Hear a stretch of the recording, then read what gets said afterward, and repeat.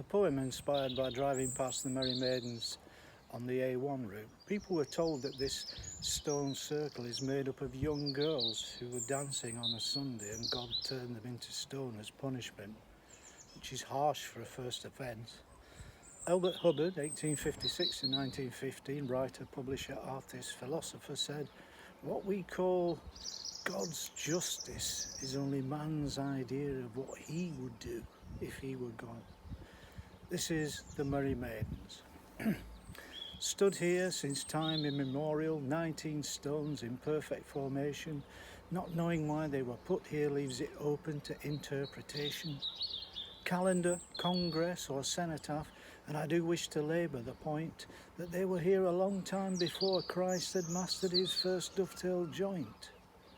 Imagine times past, a parish priest, the Whitsunday walk to Lamorna, a girl asks about the standing stones, he seizes the chance to forewarn her of heedless young maidens who wanted to dance on the holiest of days. The Lord in his ire turned them to stone, once wilful, they're now set in their ways. "That's harsh just for dancing," said the girl. The priest had to strengthen his purpose. "See those two other stones, there and there? Well, that's all that's left of their pipers." The girl's eyes widened and then narrowed. A smart girl, not easily smitten. "Why are they all in different fields?" The priest said, "Because it is written." The party processed down the valley, but the priest turned to Boskenna Cross and prayed to his good Lord for guidance in enlightening his people who's boss. Inspired what happened to Lot's wife, paradigm of the Lord's will defied, turned from pillar of society into one of sodium chloride. Thus so inspired he marched to the cove and preached to his flock a fine sermon, how failure to observe the Sabbath could turn people into a dolmen.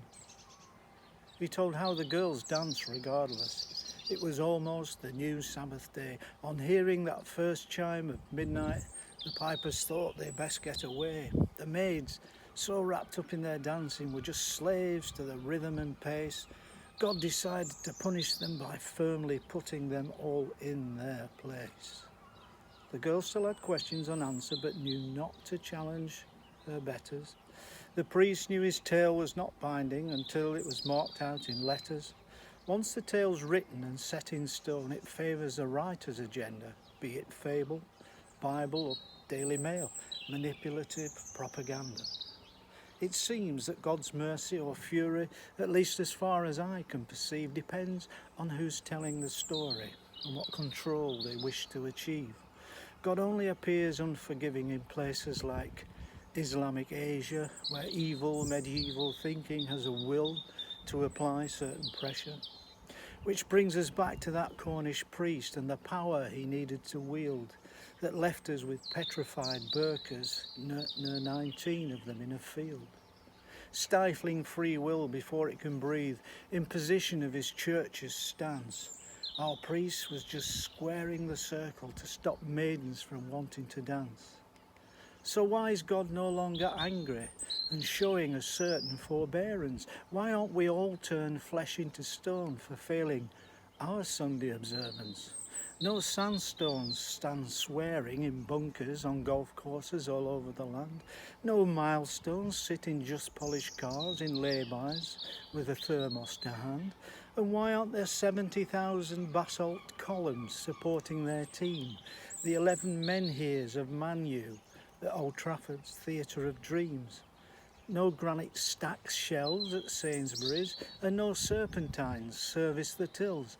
The millstone grits don't meet the flintstones while out walking in the Malvern Hills. Are megaliths spending megabucks in search of thrills and adventure? Does Stonehenge see its Sarsens ringed by smaller ones impressed by their stature? Of course God had previous for smiting. At Minions, Bodmin, it is said, a despicable meanness took place that killed Sunday League hurling stone dead. So with dancers, pipers and hurlers, turned to stone by God's act of revenge, it does sort of beg the question, what on earth were they doing at Stonehenge?